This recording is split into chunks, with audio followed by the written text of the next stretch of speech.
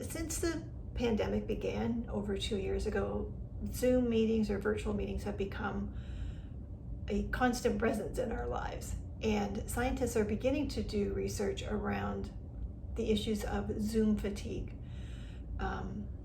which is just, the general exhaustion. You would think that because you don't have to commute to work and you don't have to deal with traffic and you don't have to, you've reduced all of those stressors, that Zoom meetings would be less stressful, but they're finding there are some unique stressors associated with virtual meetings.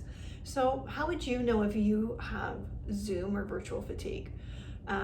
Some interesting reflective questions that you can use. Do you find yourself emotionally drained or physically tired after Zoom meetings?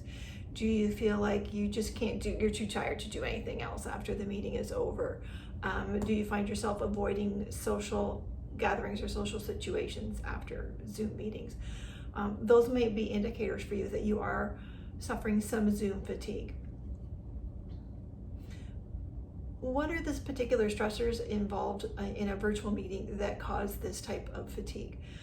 Well, for starters, your brain has to work a lot harder in a virtual meeting in order to read body language, to read social cues, vocal tone, all of those cues that normally we just pick up on instinctually. Now suddenly we're having to use a lot of energy in order to read those cues. We also have to work harder to send cues to others.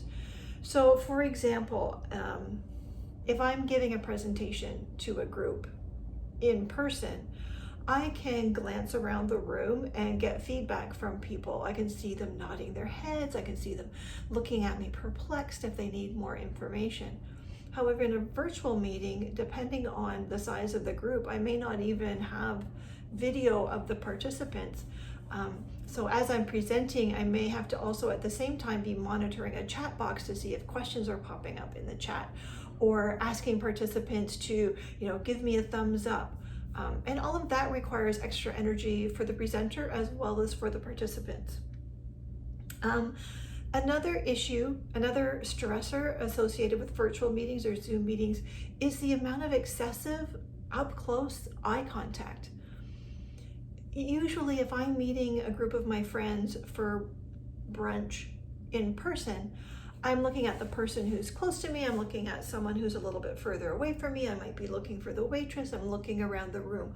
So I have an opportunity to be looking at people and things that are close, mid-range, and far away.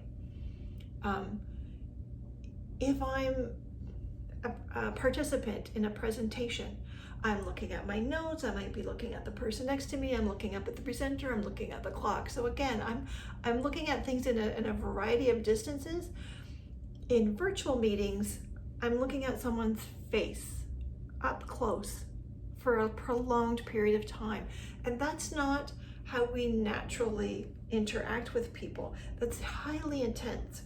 And it can be very stressful to do that for long periods of time. So I'm going to offer a variety of suggestions and strategies for reducing stress, and you can choose ones that you would like to try that you think might be helpful for you and others that are not. One of the things that for me is stressful and distracting is being able to see my little icon, my little picture of myself. I'm always like, oh my God, like my hair looks awful. I have bags under my eyes.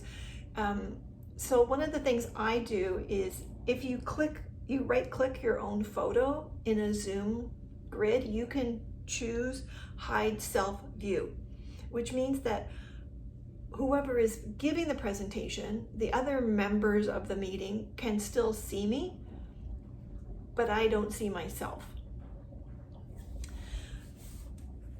First and foremost, though, and I should have said this one first, if you can have a meeting that is audio only and turn the video off, do that. That will reduce your stress immensely, even if you just do it for a short period. Even if it's just, I'm moving to another room, I'm going to shut my video off for a few moments. That can give your brain such a relief because you're not now working so hard to give and take all of those social cues that require so much energy.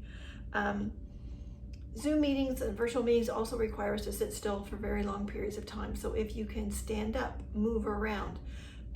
If that's not possible, another strategy is to use an external monitor or to use an external keyboard. So if I can set my laptop down on the table and then I've got my external keyboard, I can still enter my questions, I can still engage with everyone else who's in the meeting, but it allows me to be at a greater distance from the screen and to have a little bit more freedom in terms of where I'm going to move to. Another strategy would be to, if you can, schedule some time between virtual meetings. Don't stack one after the other after the other.